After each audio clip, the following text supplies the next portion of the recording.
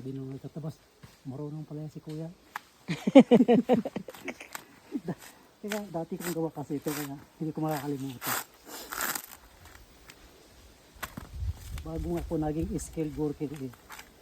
Nag-construction, dami kong ginawa sa Ayan na. paglulupa. Ayan, nakapag ano na tayo ng bunot-bunot ng nyug. Hala. Hala. Okay. Finished product. Sana, gagawin tayo sa lang ano, para dito tagas ng tubig. Oo. Na. Dami oh.